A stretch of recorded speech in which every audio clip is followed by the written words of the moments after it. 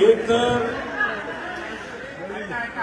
मी मनापासून आपल्या सर्वांचे तसंच आज सकाळपासून इथं अरे हलू नका बाबा मागे आदरणीय पवार साहेबांवर प्रेम करणारे असंख्य कार्यकर्ते जे इथं पोहोचू शकले, अनेक न बोलवता सुद्धा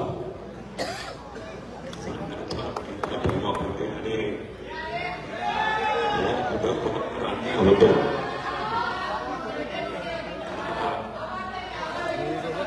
हॅलो हॅलो दादा एक तर मला वाकणं आवडत नाही, तुम्ही मला इथं वाकायला आवडत.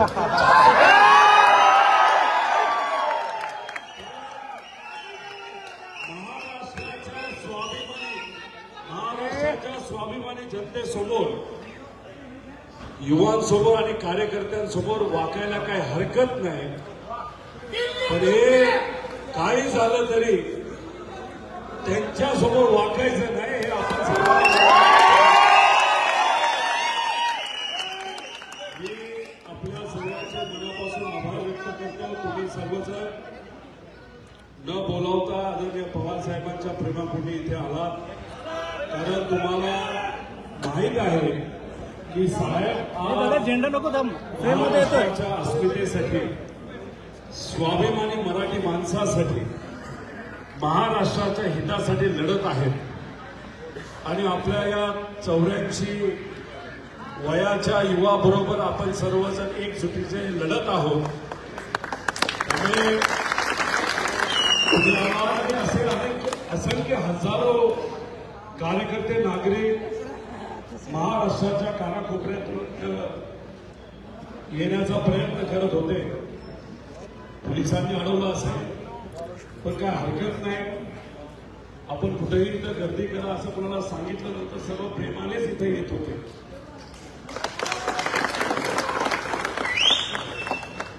सकाळपासून इथं थांबला तरी एक गोष्ट इथं सांगतो की जेव्हा ऑफिसमध्ये चर्चा होत होती आणि मी सहकार्य करत होतो आणि सहकार्य करत राहणार आहे. अधिकाऱ्याची कधी कुठे चूक नसते. जे काय अधिकाऱ्यांनी विचारलं ते त्यांना दिलेलं आहे, सहकार्य केलेलं आहे, याच्या पुढेही सहकार्य असंच राहील. पण तिथं जेव्हा ते सहकार्य करत होतो, 12 तास जेव्हा चौकशी चालू होती, अनेक लोक थकतात, अनेक लोक घाबरतात, अनेक लोकांना कळत नाही काय करायचं. पण तिथं जेव्हा मी बसलो होतो, तुमच्या सर्वांचा आवाज माझ्या कानापर्यंत तिथं पोहोचवतो.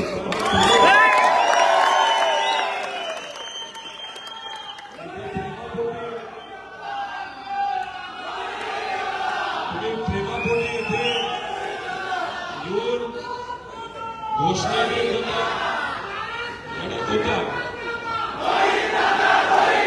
घोषणा देत होता, लढत होता, घोषणा देत होता, लढत होता, हे माझ्या कानावर येत होतं. त्यातूनच खरं तर मी प्रेरणा घेत होतो. पण एक गोष्ट तुम्ही जाणवली का की जेव्हा एखादा कार्यकर्ता अडचणीत येतो, एखादा आपल्या विचाराचा आमदार अडचणीत येतो आणि त्याच्यावर कुठेतरी, जेव्हा आपल्या सर्वांच्या लाडक्या नेत्याला जेव्हा कळालं तर पवार साहेब इथे येऊन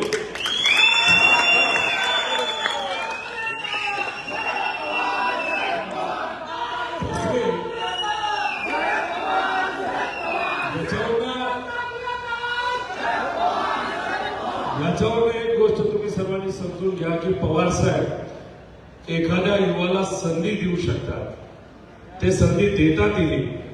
पण जेव्हा एखादा कार्यकर्ता नाही तर युवा अडचणीत येतो, तेव्हा बाप माणूस म्हणून त्याच्या मागे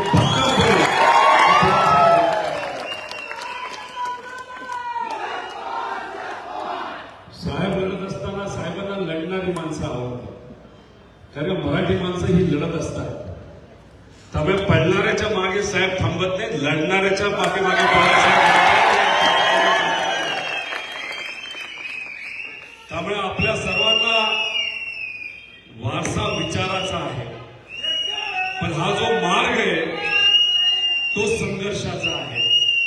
तर मला आपल्या सर्वांना विचारायचंय की आपला हा विचाराचा वारसा, स्वाभिमानी महाराष्ट्राचा वारसा जपण्यासाठी, महाराष्ट्र धर्म जपण्यासाठी संघर्षाची भूमिका आणि तयारी आपल्या सर्वांची आहे का? नक्की का? इथे असणारा प्रत्येक व्यक्ती आणि या महाराष्ट्राच्या प्रत्येक स्वाभिमानी नागरिकांना मला विनंती करायची, एक नागरिक म्हणून, की आपल्या या महाराष्ट्राच्या स्वाभिमानासाठी आणि हितासाठी इथं असणाऱ्या प्रत्येक मराठी माणसासाठी आम्ही सर्वांनी लढवलं, की आम्ही सगळ्यांनी ठरवलं की लढायचं, त्यांच्यासाठी लढायचं. आणि हे अधिकारी जे काही फाईल मागतायत, डॉक्युमेंट मागतायत, जी काही माहिती मागतात, त्याचं सहकार्य आपण करतच आहोत आणि ते करतच राहणार आहे.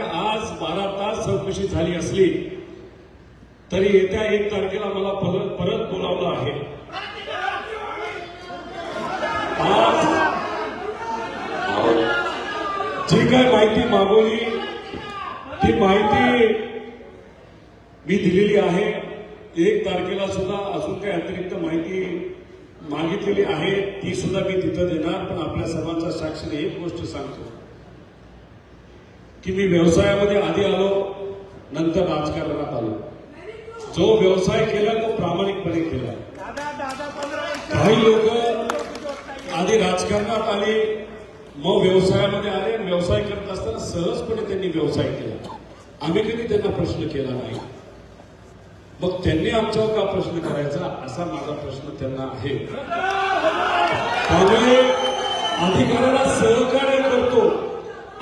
सहकार्य करतो त्याचा अर्थ असं नाही की माझ्या विरोधात, नाही तर पवार साहेबांच्या विरोधात, सुप्रियाताईंच्या विरोधात, नाही तर जे कोणी स्वाभिमानी महाराष्ट्रासाठी लढत आहेत त्यांच्या विरोधात कुणी येईल आणि फक्त तुम्ही सत्तेत गेला, स्वहितासाठी सत्तेत गेला, पळून गेला आणि आमच्या या स्वाभिमानी कार्यकर्त्यांवर तुम्ही जर बोट दाखवण्याचा प्रयत्न केला तर ते बोट हे आम्ही आमच्याकडे दाखवून देणार नाही. त्याचं उत्तर हे आम्ही योग्य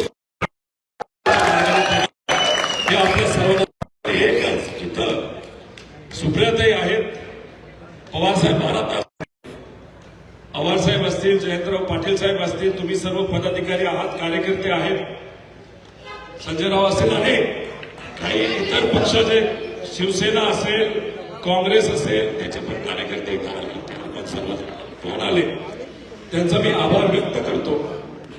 फक्त या छोट्या अशा भाषणाच्या माध्यमातून मी फक्त सरकारला एवढंच सांगतो की शेतकऱ्याचे, कष्टकऱ्याचे, युवांचे, विद्यार्थ्यांचे, महिलांचे अनेक प्रश्न प्रलंबित आहेत आणि खऱ्या अर्थाने आपल्या या महाराष्ट्रामध्ये स्वराज्य आणायचं असेल आणि जे सामान्य लोकांना रामराज्य जसं वाटतं ते जर रामराज्य या महाराष्ट्रामध्ये आणायचं असेल तर सामान्य लोकांच्या हितासाठी काम करावं लागेल. आणि हे सरकार सामान्य लोकांच्या विरोधात आहे आणि सामान्य लोकांचा आवाज आपण लढायचं आहे आणि ते काय उद्यापासून आहे, आजपासून ते लढायचं. एवढंच या ठिकाणी आपल्या सर्वांना सांगतो. तुम्ही थांबला आलात त्यासाठी मी मनापासून आपल्या सर्वांचे आभार व्यक्त करतो.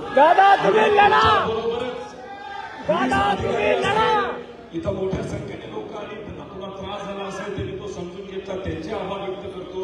मीडिया सुद्धा दिवसभर मीडिया इथं होतं, त्यांनी सुद्धा सहकार्य केलं. मुंबई महानगरपालिकेचे सर्व कर्मचारी असतील, ज्यांनी कोणी एक विचार जपण्यासाठी आज तुम्ही मोठ्या संख्येने इथं आलात, तुम्हाला ज्यांनी खायला दिला असेल, चहा दिला असेल, त्याच्या सगळ्यांचे तुमच्या सर्वांच्या वतीने आभार व्यक्त करतो.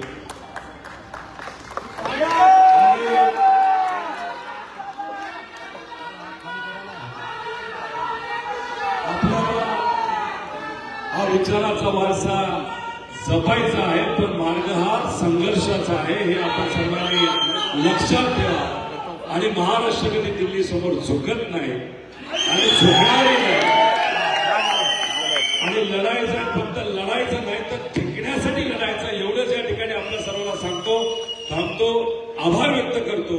तुमच्यातलाच एक कार्यकर्ता म्हणून आमदार आपले सुनीलराव असतील, तसंच संदीप भैया असतील, सर्व पदाधिकारी, आमदार मेहबूबबाई, जितेंद्र आव्हाड साहेब, सगळेच इथं पदाधिकारी, फ्रंटलचे, शहराचे, ग्रामीणचे अनेक लोक असे ज्यांची नावं, रवी असतील, विद्याताई असतील, पंकज असेल सर्वच जे भावनाताई आहेत आता सगळ्यांची नावं घ्यायला लागली तर यादी फार मोठी होणार आहे.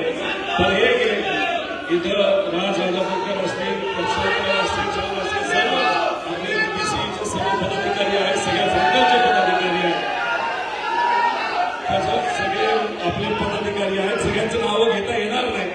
पण इथं कोण आहे कसे आहेत कोण लढले कोण शेवटपर्यंत राहिले याचा अंदाज हा आपल्या सर्वांना आहे. ज्या लोकांचं नाव घेता आलं नाही त्यांची मी माफी मागतो. पण माफी मागण्यापेक्षा एकच सांगतो लढायचंय आणि फक्त लढायचं नाही तर जिंकण्यासाठी लढायचं एवढंच सांगतो. जय जय महाराष्ट्र जय राष्ट्रवादी.